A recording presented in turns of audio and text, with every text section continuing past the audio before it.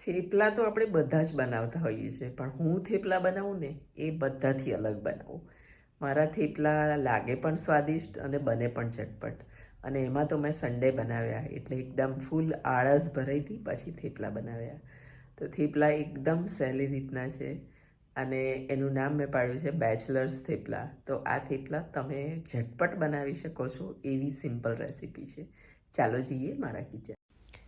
આ video record થઈ રહ્યો છે સવારના 11 વાગે, એટલે તમે આ પ્રેઝન્ટેશન જોઈને મને ચોક્કસ કહી શકશો કે આ કયો દિવસ છે જે દિવસે આવી રીતની શાંતિ હોય, ગરમ ગરમ થેપલા હોય, સાથે માટીની કુલડીમાં ચા હોય અને પછી શું જોઈએ, એક છાપું. બસ રવિવારનો દિવસ છે અને આપણે ઝટપટ મોડા ઉઠી અને થેપલા ફટાફટ બનાવવા છે. ભાજી લઈ લીધી અને આગળથી એને કાપવા માંડી. પાછળના ડાળખામાં થોડા પાંદડા રહી જશે તો ચાલશે, ગાય ખાશે. તો આવી રીતે પણ તમે ભાજી કાપી શકો છો. શિયાળામાં ભાજી સસ્તી મળતી હોય છે. આગળથી મેં કાપી લીધી અને પાછળનો ભાગ બને એટલા લીધા, બાકીને કાઢી નાખ્યું. તો આ રીતે ઝટપટ ભાજી કપાઈ જતી હોય છે અને એ પણ તરત ચીણી સમારાઈ બી જતી હોય છે જોડે ને જોડે. અહીં મેં ટબ ભરીને રાખ્યું હતું અને જેમ હું ભાજી સમારતી ગઈ તેમ તેને પાણીમાં ડૂબોળતી ગઈ. એટલે પાંદડા જ ફક્ત લીધા હતા એટલે માટી ખૂબ ઓછી હતી. પ્લસ એને પાણીમાં ડૂબાડી રાખી હતી એટલે બધી જ માટી અને મોટી ડાળખીઓ નીચે બેસી જવાની હતી. ફક્ત પાંદડાનો જ ઉપયોગ કરવાનો છે. આવી રીતના ઝટપટ થેપલા તમને બનાવવાના ખૂબ મજા પડશે. હવે આપણે આને ઉપરથી પાણી આવી રીતે છપછપ કરી અને ઉપરથી આપણે ભાજી લઈ લઈશું અને નીચે બધી માટી રહી જશે. બને એટલું પાણીને ઓછું હલાવવાનું એટલે ઉપરથી જ ભાજી લઈ લેવાની. ભાજી બાજુમાં કાણાવાળા ટોપામાં આપણે કાઢીશું એટલે વધારાનું પાણી પણ તદડી જશે. થેપલા કે વડા તમે મારી રીતે ના બનાવ્યા હોય તો એકવાર ચોક્કસ બનાવી જોજો. બેચલર્સ પણ આ વસ્તુ શીખી શકે એવું આજનો પ્રોસિજર છે. હવે મિક્સચર જારમાં 15થી 20 કળી લસણ લઈ લેવાનું છે. લસણ પ્લસ માઇનસ કરી શકો છો. પ્લસ મરચાં લીધા છે 5થી 6. તીખું પણ તમે ઓછું કે વધારે કરી શકો છો. અને સાથે આપણે લીધા છે લવિંગિયા મરચાં, એટલે થોડું ધ્યાન પણ રાખવાનું છે. અને એઝ યુઝ્યુઅલ મગસ આજે ઘરનું નથી પણ પ્રસાદ આવ્યો હતો તો પ્રસાદમાંથી જ 2-3 લાડવા લઈ લીધા છે. આદુનો ટુકડો લીધો છે અને તેને ઝીણું સમારીને આપણે મિક્સચર જારમાં નાખી દઈશું. આ મસાલો એટલો સરસ રેડી થઈ જશે કે ફક્ત સીધો તમારે એને લોટમાં નાખવાનો રહેશે. એટલે આટલું સિમ્પલ પ્રોસિજર તો બધાને જ આવડે. લાડુને પણ આપણે આની અંદર જ કાપીને નાખી દઈશું અને એક સરસ આપણે લોટમાં મિક્સ થાય એવું આપણે એક મિક્સચર બનાવવા જઈ રહ્યા છે. થેપલા નોર્મલી આવી રીતે તમને કોઈ શીખવાડશે નહીં. આ બહુ જ ઇઝીમાં ઇઝી મેથડ છે. થોડીક મેં ભાજી પણ આમાં એડ કરી દીધી છે જેથી લીલો ચટક રંગ આવે આપણો. અને હવે આપણે મિક્સચર જારને બધું ક્રશ કરતાં પહેલાં એની અંદર 1 ચમચી મરચું અને અડધી ચમચી હળદર નાખીશું. પ્લસ તેની અંદર 2થી 3 ચમચી દહીં નાખીશું.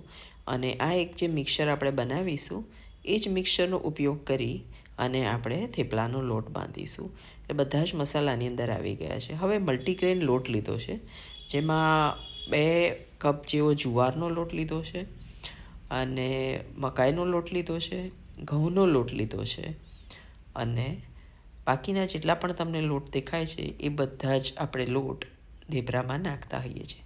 અહીં તમે થોડો રાગીનો લોટનો પણ ઉપયોગ કરી શકો છો.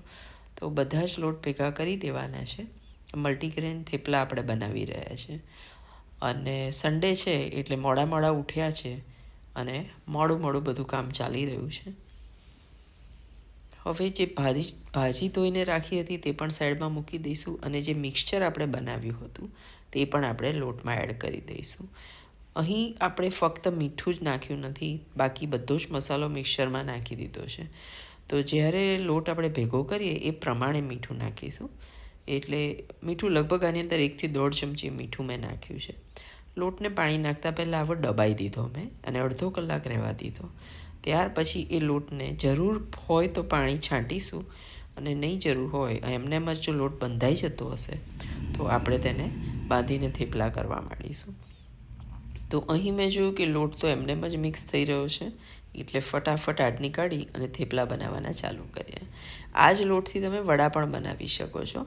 અને અહીં મેં તમને કહ્યું એમ કે તલ નાખવાના રહી ગયા છે, તો એવું થયું કે ચાલો હવે તલ આની ઉપર નાખી દઈએ, દેખાવ પણ સારો આવશે અને તલ પણ આવી જશે. એટલે તવી ગરમ કરી થોડું તેલ મૂકીને એને ગ્રીસ કરી અને તલ એના ઉપર ચોંટાડી દીધા.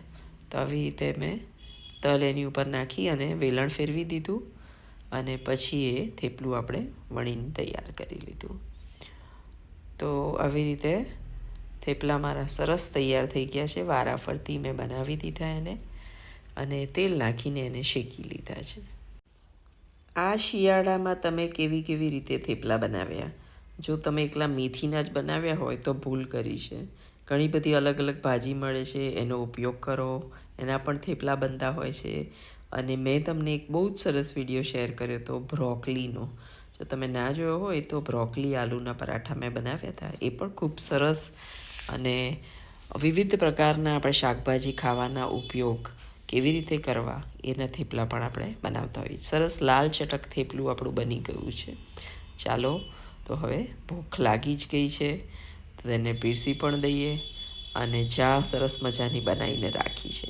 થેપલા બની ગયા, ગરમ ગરમ ચા, સવારનો પોર અને પેપર.